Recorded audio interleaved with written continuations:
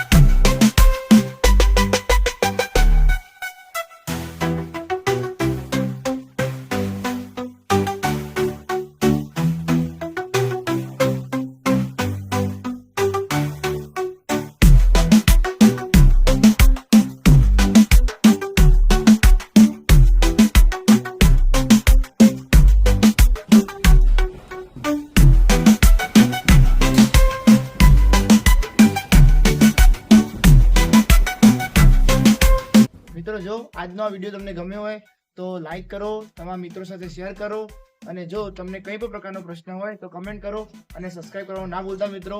Jay Shri Krishna.